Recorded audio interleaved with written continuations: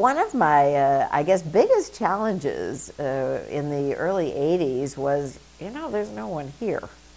And so if there's no one here, who's going to be the champion for this park?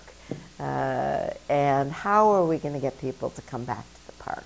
One of the first things we worked on was with dog owners.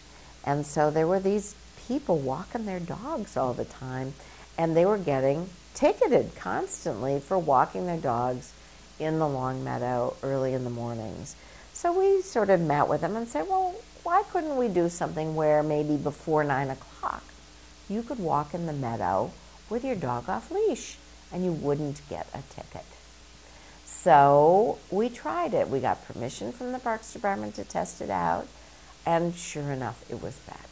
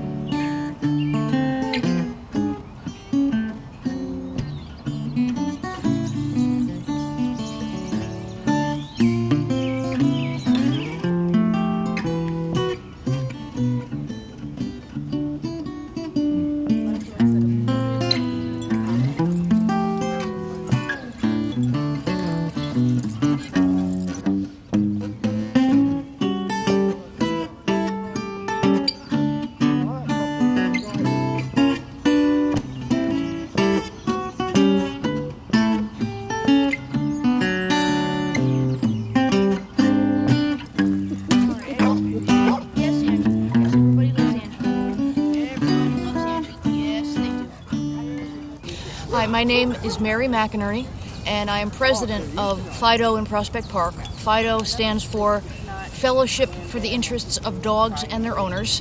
Off-leash in Prospect Park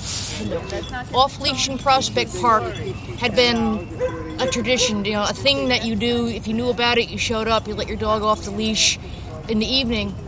Very informal, and they were going to cancel that. So a group of us met with Tupper Thomas, the park administrator, and said, listen, we've got tons of people out here, and she said if we came up with a set of formalized rules that we could all agree on, that on a trial basis, she would let us keep bringing our dogs to the park and letting them play off leash. And that's been going on now since 1998.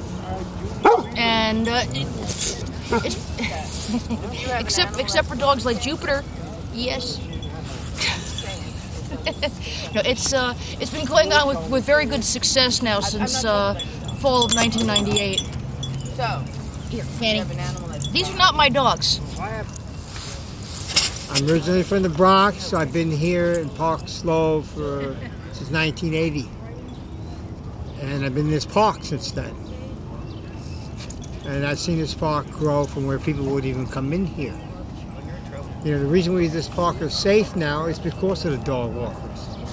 Because the dog walkers are the only ones who will come in here. And then after a while, people, joggers would look and you see, hey, look, those people with the dogs, it's safe now. And all of a sudden, joggers started coming in, and bicyclists coming in. This whole park made a renaissance, and it was to the dogs. Somebody just before says, this is a great dog park. I says, this is not a dog park. This is Prospect Park. This is for everybody. Dog park is some little thing with a chain fence around, The dogs have 3 meadows to roam around with. They have a beach to swim in. They have a special little beach over here. They have, in the peninsula, they have a lake to swim in, The thing is that dogs here, they're better off than a dog in a suburbia, and sit in the backyard. Because these dogs, they're roaming free. They're being as natural as they can be. I'm Paul Kowacki from Orange, Massachusetts. And we come down here, I'm here sometimes twice a week, more often once a week, sometimes not for a few weeks.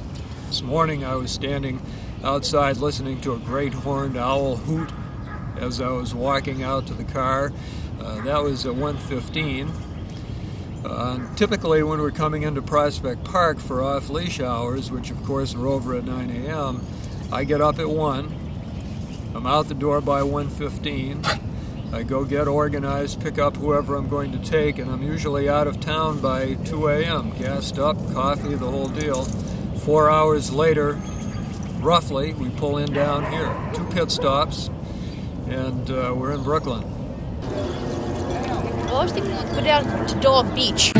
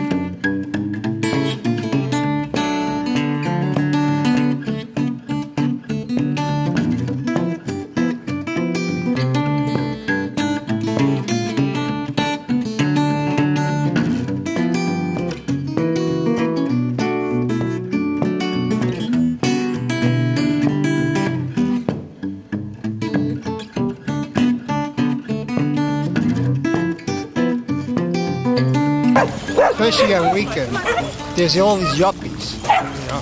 Usually people have much, but the yuppies, you know, they have their designer dogs, you know. And every year there's a certain dog that's designer dog of the year. You know, one year it was Sharpays, those wrinkled dogs. Another time it was Akitas. What was the other ones that were into? Now it's a competition between French bulldogs and I forgot the name of those other dogs.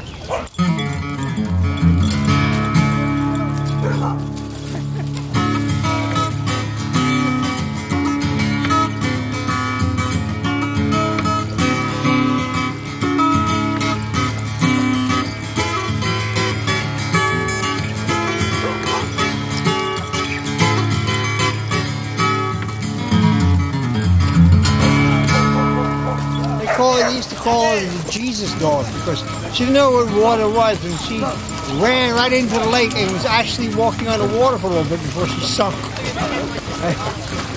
And then she'd get up and she's spitting out water, and from then on, 10 years now, I could never get out of water. She loves it. She just loves that water.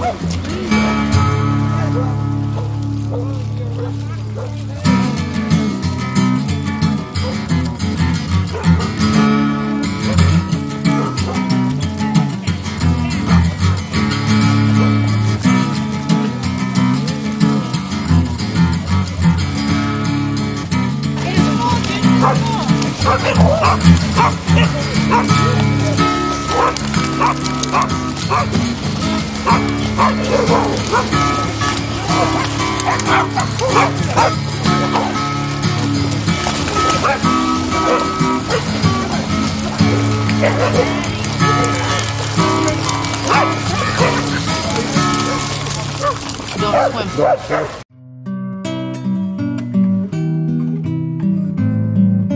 You got dogs buried in Greenwood Cemetery? Yeah, they're not supposed to be buried there. One day I went there and I came upon like a little mound on top of a mound, a pedestal with a guy's head on top, and there was regular tombstones surrounding the pedestal.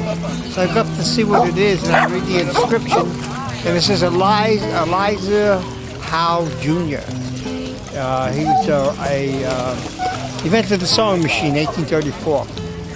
But the thing about the regular tombstones was that on top of them they would have brother, sister, mother, father, and then they would have their initials and date of birth and date of death, and that was it. That was the only inscription. So I'm walking away, and out of the corner of my eye, I look behind the pedestal, and there's one lone tombstone with writing on it. So I walk over there, and on top of the stone it says, Fanny, died December 10th, 1881. And on the epitaph it says, only a dog, do you say, sir critic? Only a dog, but truth I prize. The truest love I won in living lay in the deeps of her limpid eyes. Across the winter nor heat of summer would fail if my footsteps led. In memory holds dear in his treasure casket the name of my darling who lie dead. And that moved me a lot. You know, my first reaction was all teary-eyed. My second reaction was the dog was the only one who got an epitaph.